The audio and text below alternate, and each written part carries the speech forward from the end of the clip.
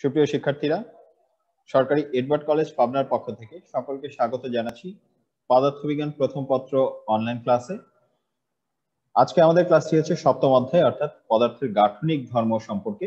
আমরা আজকে নতুন অধ্যায় শুরু করতে যাচ্ছি। সর্বশেষ অনলাইন ক্লাসে আমরা চতুর্থ অধ্যায় পড়েছিলাম।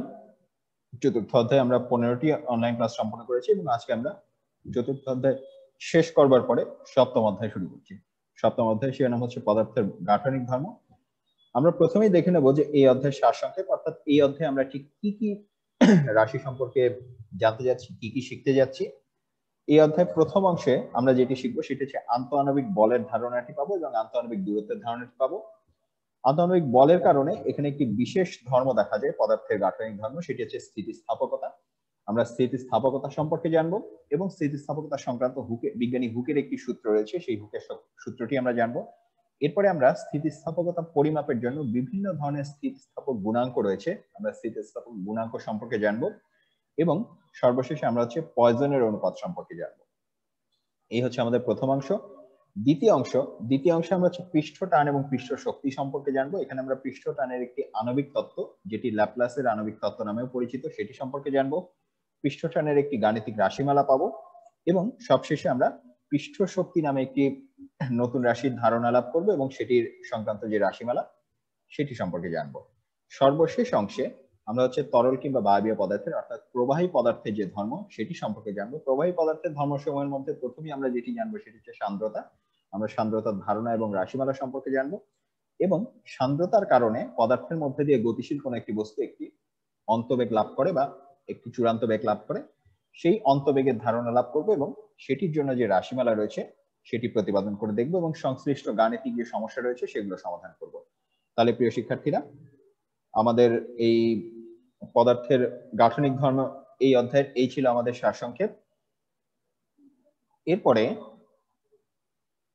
এখন আমরা তাহলে আমাদের আজকের এই সপ্তম অধ্যায় শুরু করতে যাচ্ছি। প্রথমে আমরা যেটি জানবো সেটি হচ্ছে পদার্থের আন্তঃআণবিক আকর্ষণ এবং বিকর্ষণ সম্পর্কে আমরা জানবো।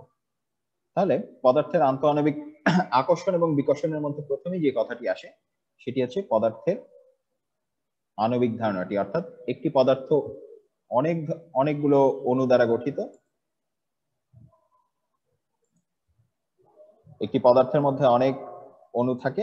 তোমরা হয়তো অ্যাভোগাড্রো সংখ্যার কথা শুনে থাকবে। খুব অল্প পরিমাণের মধ্যে অ্যাভোগাড্রো সংখ্যার অর্ডারটি দেখলে আমরা বুঝতে পারি যে অণুগুলো কত ছোট এবং খুব অল্প পরিমাণ পদার্থের মধ্যেও কত অসংখ্য পরিমাণে বা কত বেশি পরিমাণে অণু থাকা সম্ভব।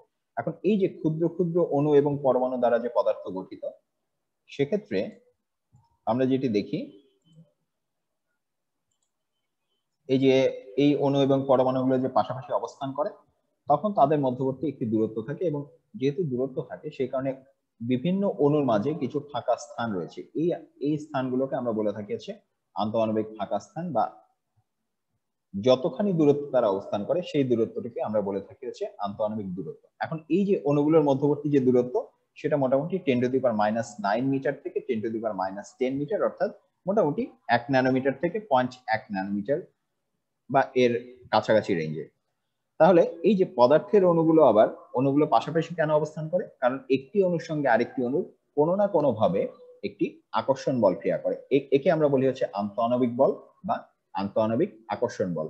এখন এই আন্তঃআণবিক বলের মান বিভিন্ন পদার্থভেদে বিভিন্ন রকম হয়ে থাকে। যেহেতু সেটি বিভিন্ন পদার্থভেদে বিভিন্ন রকম হয়ে থাকে, সেখানে এই আন্তঃআণবিক দূরত্বের মানও কিন্তু বিভিন্ন পদার্থের জন্য বিভিন্ন রকম।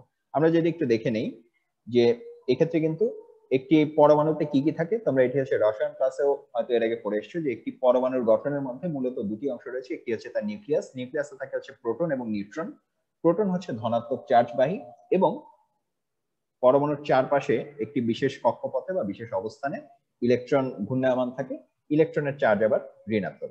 এখন এই যে কেন্দ্রে ধনাত্মক চার্জ এবং বাইরে হচ্ছে ঋণাত্মক চার্জ, সেক্ষেত্রে পাশাপাশি দুটি পরমাণু বা পাশাপাশি দুটি অণু যখন পাশাপাশি আসে, দেখা যায় একটি অণুর সঙ্গে আরেকটি অণুর সঙ্গে এই যে একটি অণুর প্রোটনের সঙ্গে আরেকটি অণুর যে ইলেকট্রন তাদের মধ্যে একটি আকর্ষণধর্মী বল ক্রিয়া করে। আবার এই যে ইলেকট্রন কিংবা কেন্দ্রের প্রোটন এদের কারণে কিন্তু একটু বিকর্ষণ বল ক্রিয়া করে। অর্থাৎ এখানে একই সঙ্গে পাশাপাশি অবস্থিত দুটি অণুর মধ্যে আকর্ষণ বল রয়েছে, বিকর্ষণ বল রয়েছে। এখন এই যে এই বিকর্ষণটিকে আমরা বলছি আন্তঃআণবিক বিকর্ষণ আর এই যে একটি অণুর সঙ্গে আরেকটি অণুর যে আকর্ষণ বল সেটিকে আমরা বলছি আন্তঃআণবিক আকর্ষণ বল। এখন এই আকর্ষণ এবং বিকর্ষণের বলের মান যদি দুটি যদি সমান হয়, যেই দূরত্বের জন্য সমান হয় সেই দূরত্বেই কিন্তু একটি অণু গঠিত হওয়া সম্ভব, কারণ তার থেকে কম বা বেশি হলে হয় আকর্ষণ বল বেশি হবে অথবা বিকর্ষণ বল বেশি হবে। এখন কঠিন পদার্থের ক্ষেত্রে এই যে আন্তঃআণবিক যে বলের আন্তঃআণবিক আকর্ষণ এবং বিকর্ষণের যে সাম্যাবস্থা, সেখান থেকেই কিন্তু ঠিক হয়ে যায় যে কোন দূরত্বে অণুগুলো সাম্যাবস্থা অবস্থান করবে বা কোন দূরত্বে এরা স্থিতি লাভ করবে। যেই দূরত্বে এরা স্থিতি লাভ করে সেটিকে আমরা আসলে বলে থাকি আন্তঃআণবিক দূরত্ব বা সাম্য দূরত্ব বা সুস্থিতি দূরত্ব। এখন বিভিন্ন পদার্থের ক্ষেত্রে এই আন্তঃআণবিক বলের মান বিভিন্ন রকম। কঠিন পদার্থ তোমরা জানো, কঠিন পদার্থের অণুগুলো খুব দৃঢ়ভাবে সংযুক্ত থাকে, তার অর্থ হচ্ছে কঠিন পদার্থের ক্ষেত্রে আন্তঃআণবিক বল সবচেয়ে বেশি মান সম্পন্ন। তরল পদার্থের ক্ষেত্রে আন্তঃআণবিক বল অবশ্যই আছে, যে কারণে সেটি একটি নির্দিষ্ট আকৃতি ধারণ না করলেও একটি নির্দিষ্ট আয়তনের মধ্যে থাকে, তবে সেই বলটি কঠিন পদার্থের তুলনায় একটু দুর্বল বল। আর বায়বীয় পদার্থের মধ্যে আন্তঃআণবিক বল যেটি আছে সেটি খুবই দুর্বল, নেই বললেই চলে। তাহলে এই যে আন্তঃআণবিক আকর্ষণ বলের যে মান, সেটি অনুসারেই কিন্তু আমরা পদার্থকে তিনটি ভাগে ভাগ করতে পারি। একটিকে আমরা বলছি কঠিন পদার্থ, একটিকে আমরা বলছি তরল পদার্থ, এবং যেখানে হচ্ছে আন্তঃআণবিক বলের মান সবচেয়ে কম সেটিকে আমরা বলছি বায়বীয় পদার্থ। তাহলে প্রিয় শিক্ষার্থীরা, আমরা হচ্ছে আন্তঃআণবিক আকর্ষণ এবং বিকর্ষণ বল সম্পর্কে জানলাম। এবারে আমরা পদার্থের বিভিন্ন রকমের যে বন্ধন সেটি সম্পর্কে আমরা সংক্ষিপ্ত একটু জানবো। এগুলো তো আমরা রসায়ন ক্লাসে ইতিমধ্যে জেনে এসছো, আমরা ছোট্ট করে একটু রিভিউ করব। পদার্থে যে বিভিন্ন অণুর সঙ্গে অণুর যে আকর্ষণ, তার মধ্যে প্রথম যেটি আছে সেটির নাম হচ্ছে আয়নিক বন্ধন। আয়নিক বন্ধন যেভাবে ঘটে থাকে, এই যে এখানে তোমরা যেটি দেখতে পাচ্ছ যে এখানে একটি সোডিয়াম এবং একটি ফ্লোরিন পরমাণু দেখানো হচ্ছে। এই যে এখানে কি ঘটলো, এখানে হচ্ছে সোডিয়াম থেকে একটি ইলেকট্রন ফ্লোরিনের কাছে চলে গেল। এই যে নীল ইলেকট্রন, এটি কিন্তু সোডিয়াম থেকে এসেছে। এই যে প্রথমে সোডিয়াম হচ্ছে এখানে একটি ইলেকট্রন ছিল এবং ফ্লোরিন হচ্ছে একটি ইলেকট্রন কম ছিল সর্ববহিঃস্থ স্থিরে। অতএব এখান থেকে একটি ইলেকট্রন চলে আসবার পরে সোডিয়ামে যেহেতু ইলেকট্রন একটি কমে গেল, সোডিয়াম প্লাস আয়ন হিসেবে অর্থাৎ ধনাত্মক আয়ন হয়ে গেল, এবং এই যে ইলেকট্রনটি এখানে চলে আসার পরে ফ্লোরিনে কিন্তু এখন একটি ইলেকট্রন বেশি হয়ে গিয়েছে, অর্থাৎ ফ্লোরিন এখন হচ্ছে একটি ঋণাত্মক আয়ন। এই যে ধনাত্মক এবং ঋণাত্মক আয়ন যে কাছাকাছি চলে আসলো, অর্থাৎ এটা হচ্ছে আসলে আয়নিক বন্ধনের মাধ্যমে বাধা পড়ে গেল। অর্থাৎ একটি পরমাণু যখন পুরোপুরি ইলেকট্রন ত্যাগ করে ধনাত্মক আয়নে এবং অন্য একটি পরমাণু যখন সেই ইলেকট্রনটি গ্রহণ করে ঋণাত্মক আয়নে পরিণত হয়, এই ধনাত্মক এবং ঋণাত্মক আয়নের মধ্যে তাড়িৎচুম্বক আকর্ষণের কারণে যে বন্ধন সৃষ্টি হয়, সেই বন্ধনকে আমরা বলি হচ্ছে আয়নিক বন্ধন। এরপরে আরেক ধরনের বন্ধন হতে পারে, আরেক ধরনের বন্ধন আমরা দেখে থাকি, সেটির নাম হচ্ছে সমযোজী বন্ধন। সমযোজী বন্ধন কিভাবে হয়, এই যে এখানে আমরা দেখতে পাচ্ছি, এখানে কি বলা হয়েছে, এই যে লাল ইলেকট্রন গুলো হচ্ছে হাইড্রোজেনের ইলেকট্রন আর নীল ইলেকট্রন গুলো হচ্ছে কার্বনের ইলেকট্রন। তাহলে এই যে প্রতি ক্ষেত্রে এখানে এই যে হাইড্রোজেনের একটি ইলেকট্রন, কার্বনের একটি ইলেকট্রন, এখানে হাইড্রোজেনের একটি ইলেকট্রন, কার্বনের একটি ইলেকট্রন, হাইড্রোজেনের একটি, কার্বনের একটি, হাইড্রোজেনের একটি, কার্বনের একটি, অর্থাৎ এই ইলেকট্রন গুলো এরা হচ্ছে পরস্পর ভাগাভাগি করে নিল বা শেয়ার করে নিল। এই যে এই শেয়ারের মাধ্যমে এখানে কি হলো, এই ভাগাভাগি বা শেয়ারের মাধ্যমে এখানে আমরা দেখতে পাচ্ছি যে এখানে একটি বন্ধন গঠিত হলো, অর্থাৎ ইলেকট্রন একটি পরমাণু এবং পাশাপাশি দুটি পরমাণুর মধ্যে ইলেকট্রন ভাগাভাগির মাধ্যমে যে বন্ধন গঠিত হয় তাকে আমরা বলে থাকি হচ্ছে সমযোজী বন্ধন। এরপরে আরেক ধরনের বন্ধন রয়েছে যেটির নাম হচ্ছে ধাতব বন্ধন। ধাতব বন্ধনে সাধারণত যেটি ঘটে থাকে সেখানে হচ্ছে সব ধনাত্মক আয়ন বা ধনাত্মক পরমাণুগুলো একটি কেন্দ্রীয় স্থায়ী কাঠামো বা ল্যাটিস কাঠামো গঠন করে এবং তার মধ্যে দিয়ে একটি ইলেকট্রনের সাগর, বা যেহেতু ধাতু বা ধাতব পদার্থের একদম বহিঃখলকে, একদম বাইরের শেলে, একদম বাইরের কক্ষপথে প্রায় মুক্ত একটি ইলেকট্রন থাকে, সেই ইলেকট্রন গুলো এখানে এক স্থান থেকে অন্য স্থানে প্রবাহিত হতে পারে। এইভাবে একটি ধাতব বন্ধন বা ধাতব পদার্থ গঠিত হয়ে থাকে। এরপরে এর বাইরে আরেকটি বিশেষ ধরনের বল রয়েছে যাকে বলা হয়েছে আণবিক বল বা ভ্যান ডার ওয়ালস বন্ধন। এখানে আমরা একটু ছবি দেখে নেই। এই যে এখানে মূলত যে পরমাণুটি, এটি হচ্ছে একটি HCl অণু, এখানে আরেকটি HCl অণু। এখন HCl এর মূল বন্ধনটি কিন্তু H এবং Cl এর মধ্যে যেটি বন্ধন সেটি হচ্ছে সমযোজী বন্ধন। হাইড্রোজেনের একটি এবং ক্লোরিনের সর্বশেষ স্তরে একটি মাত্র ফাঁকা আছে সেখানে। এখন হাইড্রোজেন এবং ক্লোরিনের যেহেতু ইলেকট্রোপজিটিভিটি বা ইলেকট্রোনেগেটিভিটির একটি পার্থক্য রয়েছে, দেখা যায় যে ক্লোরিন প্রান্তে এখানে ইলেকট্রনের ঘনত্ব বেশি থাকে, আরেকটি অণুর আবার হাইড্রোজেন প্রান্তে ইলেকট্রনের ঘনত্ব কম থাকে, অর্থাৎ এখানে সাময়িকভাবে দুইটি ডাইপোলের সৃষ্টি হয়। এই ডাইপোলগুলোর মধ্যে যে আকর্ষণ বলের সৃষ্টি হয় তাকে আমরা বলে থাকি ভ্যান ডার ওয়ালস বন্ধন বা আণবিক বন্ধন। সমযোজী বন্ধনই কিন্তু এখানে মূল বন্ধন, যেটি অণু গঠন করছে, আর একটি অণুর সঙ্গে আরেকটি অণুর যে খুব দুর্বল একটি আকর্ষণ বল তাকে আমরা বলছি আণবিক বন্ধন। এখন গ্যাসীয় পদার্থের ক্ষেত্রে আমরা বলেছিলাম যে গ্যাসীয় পদার্থের যে আন্তঃআণবিক বল সেটি খুবই দুর্বল বল। গ্যাসীয় পদার্থের সমূহে সাধারণত এই আন্তঃআণবিক বল হিসাবে এই আণবিক বন্ধন বা খুবই দুর্বল ভ্যান ডার ওয়ালস বন্ধন কাজ করে। সে কারণেই গ্যাসীয় পদার্থের অণুগুলো সাধারণত একে অপরের প্রতি খুব বেশি আকৃষ্ট হয় না। তাহলে প্রিয় শিক্ষার্থীরা, আমরা 4টি বন্ধন সম্পর্কে জানলাম। এবারে আমরা যেটি দেখব সেটি হচ্ছে আন্তঃআণবিক দূরত্বের সঙ্গে আন্তঃআণবিক বলের কি সম্পর্ক রয়েছে সেটি আমরা একটু দেখে নেব। এখানে আমরা প্রথমে একটি লেখচিত্র দেখে নেব। এই যে এখানে হচ্ছে, এখানে গ্রাফে তোমরা দুইটি অক্ষ দেখতে পাচ্ছ। এই অক্ষে যেটি বসানো হয়েছে এই অক্ষ বরাবর অর্থাৎ এক্স অক্ষ বরাবর হচ্ছে এই যে দুইটি পরমাণুর মধ্যবর্তী যে দূরত্ব অর্থাৎ আর, এক্স অক্ষে হচ্ছে আমরা আর বসিয়েছি এবং ওয়াই অক্ষে আমরা বসিয়েছি বলের মান। এখানে দেখতে পাচ্ছ এই যে নীল ডট ডট লাইন যেটি, এই যে এই অংশে হচ্ছে ধনাত্মক বল অর্থাৎ এটি হচ্ছে বিকর্ষণ বল, এবং নিচের অংশে অর্থাৎ এই যে এটি হচ্ছে আমাদের মূলবিন্দু নিচে যে অংশটুকু আছে সেই অংশ হচ্ছে আকর্ষণ বল। অর্থাৎ এই যে এই নীল বলটি আমরা প্রথমেই বলেছিলাম, আজকের ক্লাসের প্রথম অংশে বলেছিলাম যে দুটি অণু যখন পাশাপাশি আসে তখন তাদের প্রত্যেকের মধ্যে কিছু ইলেকট্রন আছে, কিছু প্রোটন আছে। এই ইলেকট্রন এবং প্রোটনের পারস্পরিক মিথস্ক্রিয়ার কারণে সেখানে কিন্তু বিকর্ষণ বলও থাকে, সেখানে কিন্তু আকর্ষণ বলও থাকে। এখন আমরা শুধুমাত্র বিকর্ষণ বলের গ্রাফটি যদি করতাম তার চেহারা পেতাম হচ্ছে এরকম, এই যে এই নীল ডট ডট লাইনটি, এবং শুধুমাত্র আকর্ষণ বলের গ্রাফ যদি করতাম সেটি পেতাম হচ্ছে আমার এই যে এই নীল ডট ডট লাইনটি। এখন দেখো এই যে এই অংশে যখন আমরা আসবো তাহলে এর মধ্যে তো আকর্ষণ এবং বিকর্ষণ দুটি বলই রয়েছে এবং সেটি হচ্ছে দুই দিকে, বিকর্ষণ যেদিকে কাজ করে আকর্ষণ তার বিপরীত দিকে কাজ করে। অর্থাৎ এই যে অণু দুটির মধ্যে সামগ্রিক যে বল সেই বলটি কিন্তু আকর্ষণ এবং বিকর্ষণ দুটি মিলিয়েই, ঠিক আছে, চূড়ান্ত যে আন্তঃআণবিক বল সেটি কিন্তু আকর্ষণ এবং বিকর্ষণ দুটি মিলিয়েই হচ্ছে। তাহলে এই যে বিকর্ষণ বলটি এই অংশে দেখো, এই অংশে বিকর্ষণ বলের মান বেশি, সে কারণে আকর্ষণ এবং বিকর্ষণ দুটি যখন আমরা লব্ধি বল নির্ণয় করব এই ক্ষেত্রে লব্ধি বলটি হচ্ছে বিকর্ষণের দিকে। আবার এই অংশের ক্ষেত্রে দেখবে এই অংশে কিন্তু দেখো এই যে বিকর্ষণ বলের চাইতে আকর্ষণ বলের মানটি অর্থাৎ ঋণাত্মক দিকের মানটি বেশি, সে কারণে এই অংশে আবার লব্ধি বলের মানটি নিচের দিকে চলে গিয়েছে। তাহলে এই যে লাল দাগটি আমরা যেটি পাচ্ছি এই লাল দাগটি হচ্ছে আন্তঃআণবিক বলের চূড়ান্ত লেখচিত্র, চূড়ান্ত গ্রাফ। কিসের সাথে?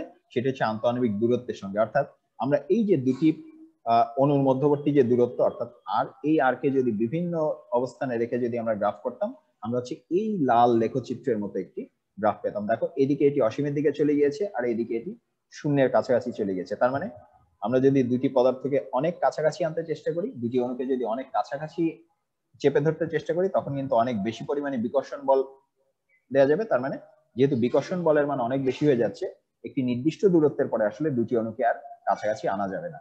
আর আবার যদি অনেক দূরে নিয়ে যাই তখন বলটি হচ্ছে প্রায় শূন্যের কাছাকাছি চলে আসছে, অর্থাৎ অসীম দূরত্বে অবস্থিত দুটি অণুর মধ্যে কিন্তু কার্যত কোনো আকর্ষণ বল নাই। ঠিক আছে, তাহলে এই গ্রাফটিতে আমরা যা যা পেলাম, এই যে এখানে যদি আমরা একটু আবার গ্রাফটি দেখে নেই, এই যে এখানে আমরা দুটি বিশেষ বিন্দু পাচ্ছি। কোন বিশেষ বিন্দু? একটি বিশেষ বিন্দু হচ্ছে এইখানে যেখানে তার বলটি হচ্ছে সর্বনিম্ন হচ্ছে, এবং আরেকটি বিশেষ বিন্দু হচ্ছে এইখানে। এই বিন্দুটির বৈশিষ্ট্য, এই বিন্দুতে দেখো এই বিন্দুটিকে আমরা বলি হচ্ছে আর নট, বা এটি হচ্ছে আসলে আমাদের সাম্য দূরত্ব বা সুস্থিতি দূরত্ব। এটিকে সুস্থিতি দূরত্ব বলছি কেন? এই যে এই অক্ষ বরাবর আমরা বসিয়েছি কাকে? এই অক্ষ বরাবর আমরা বসিয়েছি আর কে, অর্থাৎ দুটি অণুর মধ্যবর্তী যে দূরত্ব আন্তঃআণবিক দূরত্ব সেটি হচ্ছে এই অক্ষে বসেছে, এবং দুটি অণুর মধ্যে যে মোট বলের পরিমাণ অর্থাৎ লব্ধি বল আকর্ষণ বিকর্ষণ মিলিয়ে মোট যে বল সেই বলটিকে আমরা বসিয়েছি এই অক্ষে। দেখো এই অবস্থানে আসবার পরে কিন্তু তোমার এই দুটি অংশ কি হয়েছে? দুটি অংশই হচ্ছে এখানে সমান, অর্থাৎ আকর্ষণ যত বিকর্ষণ তত, সে কারণে মোট লব্ধি বল যেটি, এটি যেহেতু অক্ষ বরাবর তার মানে এখানে লব্ধি বলের পরিমাণ কিন্তু শূন্য। যেহেতু এখানে লব্ধি বলের পরিমাণ হচ্ছে শূন্য তার অর্থ ঠিক আর নট পরিমাণ দূরত্বে থাকা অবস্থায় একটি অণু হচ্ছে স্থিতি লাভ করে বা সাম্যাবস্থা লাভ করে। সাম্যাবস্থা মানে হচ্ছে এর থেকে যে কোনো একদিকে গেলে কিন্তু আমার আর সাম্যাবস্থা বজায় থাকবে না, আমার ব্যালেন্সটি বজায় থাকবে না। এখানে দেখো সাম্যাবস্থাকে তুমি যদি দূরত্ব অল্প একটু কমাতে যাও তখন এই যে বিকর্ষণ বলের মান বৃদ্ধি পাবে, আবার সাম্যাবস্থা থেকে তুমি যদি একটু দূরে সরে যেতে চাও সেক্ষেত্রে কিন্তু আকর্ষণ বলের মান বৃদ্ধি পাবে। অর্থাৎ এই বিন্দু থেকে আর নট থেকে আমি যদি আর এর মান যদি কমাই সেক্ষেত্রে বিকর্ষণ বল কাজ করবে, আর আর নটের মান আর এর মান যদি আর নট থেকে বৃদ্ধি করি সেক্ষেত্রে আমার আকর্ষণ বল কাজ করবে। ঠিক আছে, অর্থাৎ এদিকে গেলেও তাকে এদিকে পেছনের দিকে টেনে ধরবে আকর্ষণ বল। আকর্ষণ বল কি করে? আকর্ষণ বল হচ্ছে ভেতরের দিকে টেনে ধরে, আর বিকর্ষণ বল হচ্ছে বাইরের দিকে ঠেলে দেয়। অর্থাৎ আমরা যখন বেশি কাছাকাছি আনতে যাবো তখন বিকর্ষণ বলের কারণে সেটি আবার আগের অবস্থানে ফিরে যাবে। আর এই অংশে যদি চলে আসি সেক্ষেত্রে আকর্ষণ বলের কারণে, অর্থাৎ একটি বস্তুকে টেনে লম্বা করলে সেটিও আবার আগের অবস্থানে ফেরত যাবে। অর্থাৎ এই সাম্যাবস্থান থেকে তুমি যেদিকেই যাও না কেন, এই সাম্যাবস্থা অর্জনের জন্য তোমাকে আবার আগের অবস্থানেই ফিরতে হবে। এই যে পদার্থের আবার আগের অবস্থানে ফিরে আসার যে অভ্যেস, এটাকে আমরা বলি হচ্ছে স্থিতিস্থাপক ধর্ম বা স্থিতিস্থাপকতা। ঠিক আছে, তাহলে প্রিয় শিক্ষার্থীরা, আমরা হচ্ছে এখন আন্তঃআণবিক বলের সাথে এই যে আমরা গ্রাফটি দেখে আসলাম, এই গ্রাফের সঙ্গে আন্তঃআণবিক বল এবং স্থিতিস্থাপকতার একটি সম্পর্ক রয়েছে। আমরা এখন সেই সম্পর্কটি দেখব। এই যে আমরা এখানে কি দেখলাম, একটু আগে আমরা দেখলাম যে বল প্রয়োগে কোনো বস্তুকে যদি টেনে প্রসারিত করতে চাও সেক্ষেত্রে আন্তঃআণবিক দূরত্ব বৃদ্ধির ফলে অণুগুলোর মধ্যে আন্তঃআণবিক বল কিন্তু আকর্ষণ বলের অংশটা আবার বস্তুটিকে সাম্যাবস্থায় ফিরিয়ে আনতে চায়। অর্থাৎ এখানে হচ্ছে যেদিকে সরণ ঘটছে সরণের বিপরীত দিকে একটি প্রত্যয়নী বল বা রিস্টোরিং ফোর্সের সৃষ্টি হচ্ছে, এবং এই প্রত্যয়নী বলটি হচ্ছে আকর্ষণ ধর্মী। কখন আকর্ষণ ধর্মী? যখন একটি বস্তুকে টেনে প্রসারিত করার চেষ্টা করা হচ্ছে, অর্থাৎ তার স্বাভাবিক যে আন্তঃআণবিক দূরত্ব সেটি যখন বৃদ্ধি করার চেষ্টা করা হচ্ছে, অর্থাৎ যখন আমরা আর কে আর নটের চাইতে বৃদ্ধি করছি তখন আমরা ওই লেখচিত্রটিতে আকর্ষণ ধর্মী অংশে চলে যাচ্ছি, অর্থাৎ আকর্ষণের কারণে সেটি আবার পেছনের দিকে ফিরে আসছে। একইভাবে বল প্রয়োগে যদি উল্টো কাজটি করা হয়, অর্থাৎ একটি বস্তুকে যদি আমরা চেপে ছোট করতে চাই, তার যদি আন্তঃআণবিক যে দূরত্ব সেটি যদি আমরা হ্রাস করতে চাই, সেক্ষেত্রে কিন্তু আবার সেটি হচ্ছে সেই লেখচিত্রের যে বিকর্ষণ ধর্মী অংশ অর্থাৎ উপরের অংশ সেখানে চলে আসবে। সেখানে কিন্তু বিকর্ষণ বল হচ্ছে বাহ্যিক বলের বিপরীতে কাজ করে এবং বস্তুকে আবার সাম্যাবস্থার দিকে নিয়ে আসে। অর্থাৎ দেখো, আমরা যদি বস্তুকে টেনে প্রসারিত করতে চাই, টেনে লম্বা করতে চাই, সেক্ষেত্রে সেটি হচ্ছে আবার ছোট হতে চাচ্ছে। আবার একটি বস্তুকে যদি চেপে ছোট করতে চাই সেক্ষেত্রে সেটি হচ্ছে আবার একটু প্রসারিত হয়ে আগের অবস্থানে ফিরে আসতে চাচ্ছে। অর্থাৎ আমরা বাহ্যিক বল প্রয়োগ করে একটি বস্তুকে যেদিকেই তার আকার পরিবর্তন করতে চাই না কেন, সে কিন্তু সবসময় চেষ্টা করছে তার বিপরীত দিকে আসবার। অর্থাৎ টেনে লম্বা করতে চাইলে সে চেষ্টা করছে ছোট হওয়ার, আবার চেপে ছোট করতে চাইলে বস্তু চেষ্টা করছে প্রসারিত হয়ে আগের অবস্থানে ফিরে আসা। অর্থাৎ দুই ক্ষেত্রেই কিন্তু প্রত্যয়নী বল হচ্ছে বাহ্যিক বল যেদিকে প্রয়োগ করা হয়েছে তার বিপরীতমুখী। এখন বস্তুর সাম্যাবস্থার ক্ষেত্রে প্রযুক্তি বল এবং প্রত্যয়নী বল সমান এবং বিপরীতমুখী, অর্থাৎ সেটি হচ্ছে স্থিতাবস্থা বা সাম্যাবস্থা বজায় রাখে। তাহলে এই যে যেই ধর্মের জন্য, এর মাধ্যমে এখন আমরা কি দেখলাম, এই যে প্রত্যয়নী বল, এই প্রত্যয়নী বলের কারণে বস্তু কিন্তু সবসময় চায় সে স্থিতাবস্থায় বা সাম্যাবস্থায় বা আদি অবস্থায় যেটি ছিল সেখানে ফিরে আসতে। তাহলে যেই ধর্মের জন্য বল প্রয়োগের পরে বিকৃত যে বস্তু সেটি বল অপসারণের পরে আবার সাম্যাবস্থায় ফিরে আসে কিংবা আসতে চায়, এই ধর্মটিকে আমরা বলছি স্থিতিস্থাপকতা। তোমরা হচ্ছে হয়তো ইলাস্টিক কিংবা রাবার ব্যান্ড দেখেছো। রাবার ব্যান্ড আমরা টানলে লম্বা হয়, যতক্ষণ বাহ্যিক বল প্রয়োগ করে আমরা টেনে ধরে থাকি ততক্ষণ সেটি লম্বা হয়ে থাকে, ছাড়লেই কিন্তু সেটি আবার আগের অবস্থানে ফিরে আসে। কিংবা তোমরা হচ্ছে পেন্সিলের দাগ মোছার জন্য যে রাবার ব্যবহার করো, যে ইরেজারটি ব্যবহার করো, সেটিকে যদি তোমরা টেনে লম্বা করতে যাও সাময়িকভাবে সেটি হয়তো লম্বা হয়, কিন্তু বলটি প্রত্যাহার করা মাত্র সেটি কিন্তু আবার আগের অবস্থানে ফিরে আসে। কিংবা একইভাবে একটি রাবারকে তোমরা যদি চেপে ছোট করতে যাও সেটি একই অবস্থা, যতক্ষণ তুমি বাহ্যিক বলটি প্রয়োগ করবে ততক্ষণ হয়তো সেটি চেপে ছোট হতে বাধ্য হয়ে থাকবে, কিন্তু যখনই বাহ্যিক বলটি অপসারণ করা হবে সেটি কিন্তু আবার প্রসারিত হয়ে আগের অবস্থানে অর্থাৎ সাম্যাবস্থানে ফেরত আসবে।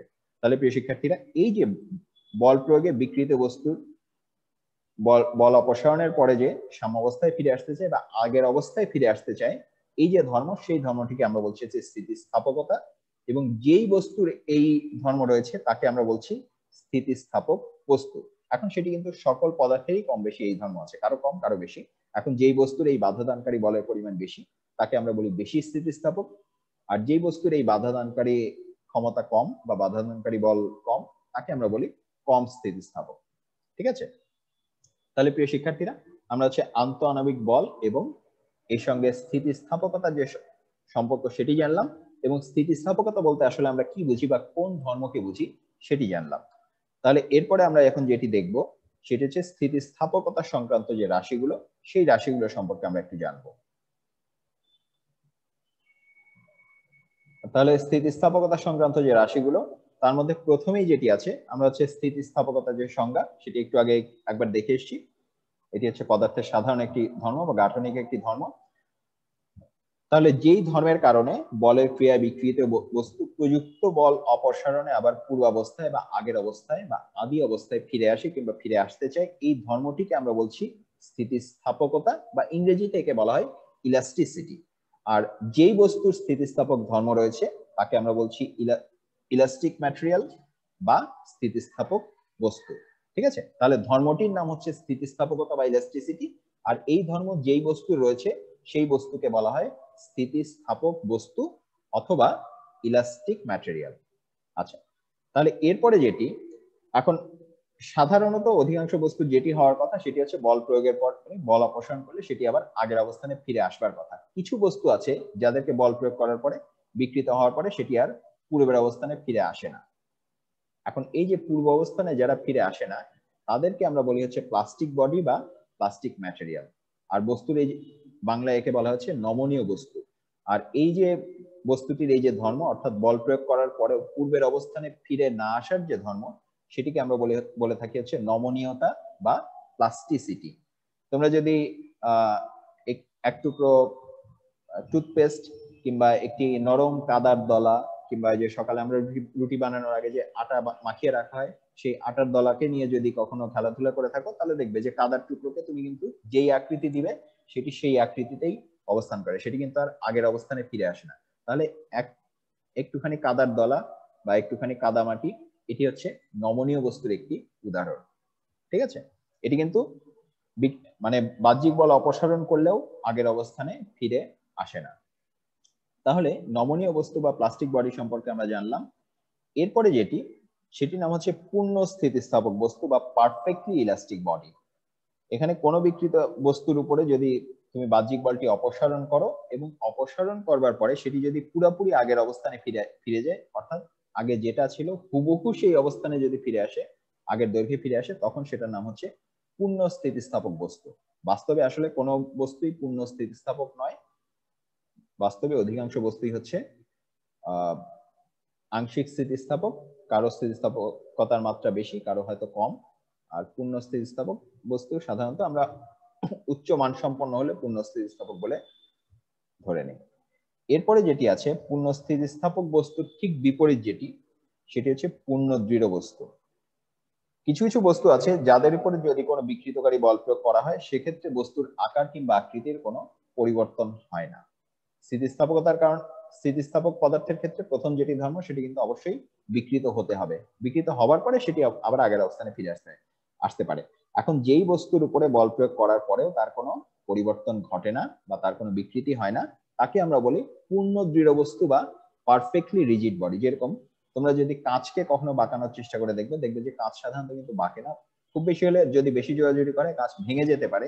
কিন্তু একটি প্লাস্টিকের স্কেলকে কিংবা একটি রাবারের টুকরাকে আমরা যত সহজে টানা হেঁচড়া করে তার আকৃতি পরিবর্তন করতে পারি, বাহ্যিক বল প্রয়োগ করে যত সহজে তার আকৃতিকে বাঁকিয়ে ফেলতে পারি এবং বল প্রয়োগ ত্যাগ করার পরে সেটি আবার আগের অবস্থানে ফিরে আসে, কাঁচের ক্ষেত্রে কিন্তু এটি সাধারণত হয় না। ইস্পাতের বা শক্ত লোহার ক্ষেত্রে আমরা মোটামুটি পূর্ণ দৃঢ় বস্তু হিসেবে এরা গ্রহণ করতে পারি। পুরোপুরি আসলে একদম পারফেক্টলি রিজিড বডি প্রকৃতিতে পাওয়া যায় না, যেটি অনেক বেশি পরিমাণ বল দিতে পারে কিন্তু তার কোনো আকৃতির পরিবর্তন হয় না, তাকে সাধারণত আমরা পূর্ণ দৃঢ় বস্তু হিসেবে বা দৃঢ় বস্তু হিসেবে বা রিজিড বডি হিসেবে গ্রহণ করে থাকি। তাহলে প্রিয় শিক্ষার্থীরা, আমরা স্থিতিস্থাপকতা সংক্রান্ত কিছু রাশি চিনলাম, আমরা স্থিতিস্থাপকতা কাকে বলে সেটি জানলাম, স্থিতিস্থাপক বস্তু কাকে বলে সেটি জানলাম, নমনীয়তা কাকে বলে সেটি জানলাম, নমনীয় বস্তু কাকে বলে সেটি জানলাম, পূর্ণ স্থিতিস্থাপক বস্তু কি সেটি জানলাম এবং সবশেষে আমরা হচ্ছে পূর্ণ দৃঢ় বস্তু কি সেটি সম্পর্কে জ্ঞান লাভ করলাম। তাহলে এরপরে আমাদের যে অংশটি, আমাদের আরো কিছু রাশি সম্পর্কে আমরা একটু জেনে নেব। এটি হচ্ছে প্রথমে যেটি আছে সেটি হচ্ছে স্থিতিস্থাপকতার সীমা বা ইলাস্টিক লিমিট।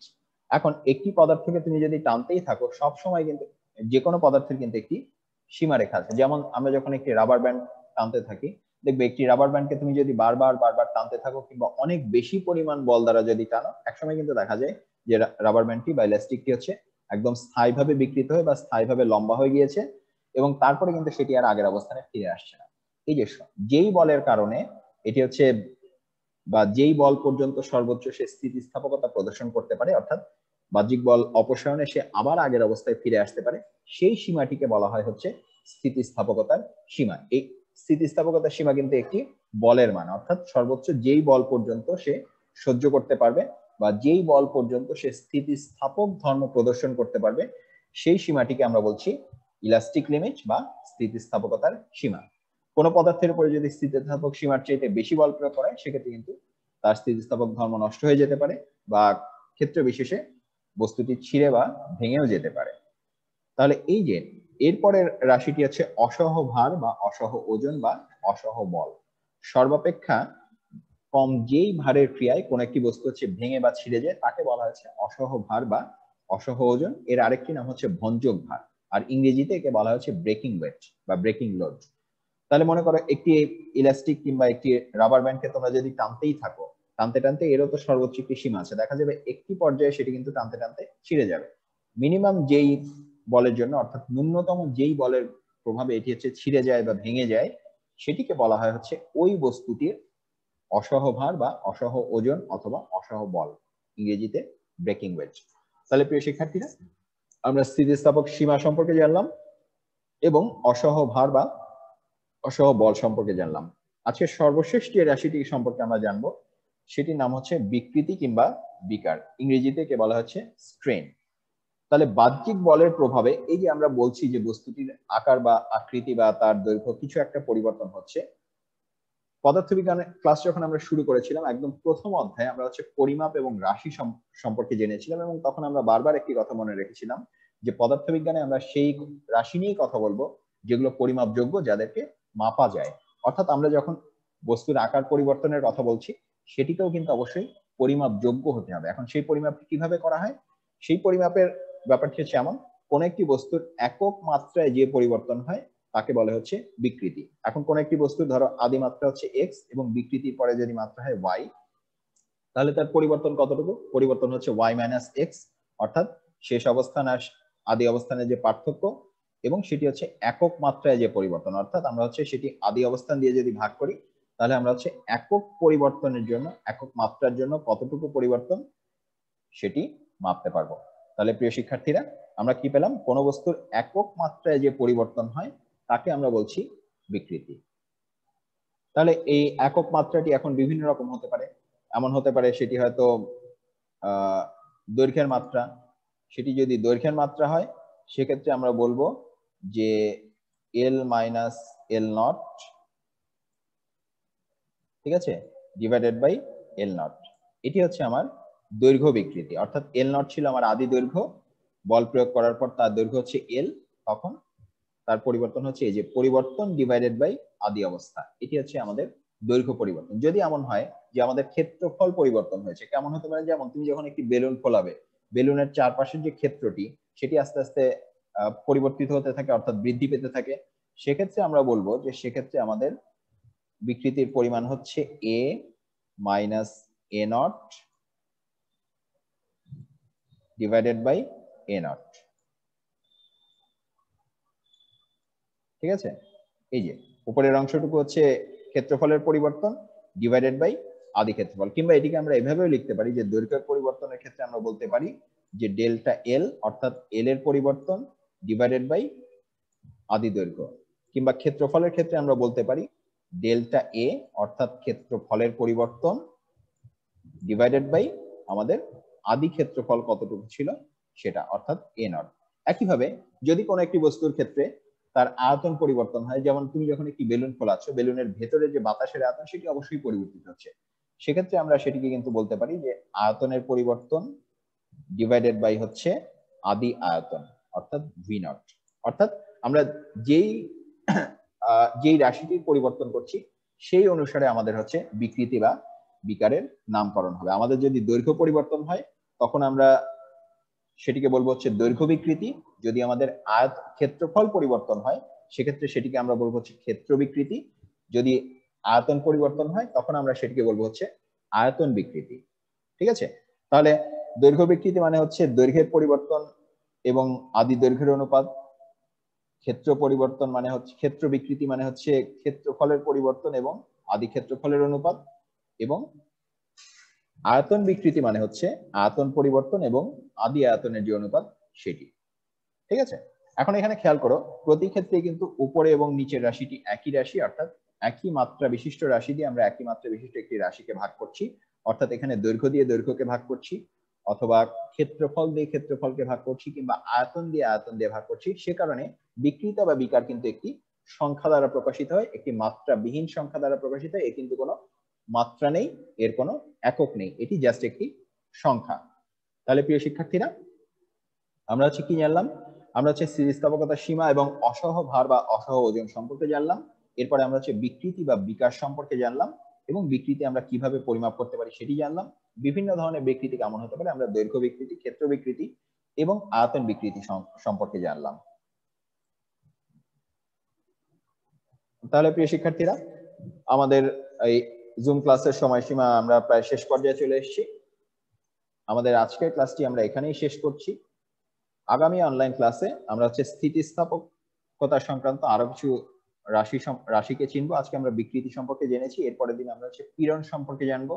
পীড়ন এবং বিকৃতির একটি আন্তঃসম্পর্ক আছে, সেটি হচ্ছে বিজ্ঞানী হুকের একটি সূত্র দ্বারা নির্ধারিত, সেটি সম্পর্কে জানবো। আমরা বিভিন্ন ধরনের স্থিতিস্থাপকতা গুণাঙ্ক সম্পর্কে জানবো। তার আগ পর্যন্ত, অর্থাৎ পরবর্তী ক্লাসের আগ পর্যন্ত, ততক্ষণ তোমরা সবাই সুস্থ থাকো, নিরাপদে থাকো, এবং অবশ্যই পরিবারের সকলকে নিয়ে এই ভয়াবহ কোভিড ভাইরাসের হাত থেকে নিরাপদ থাকো।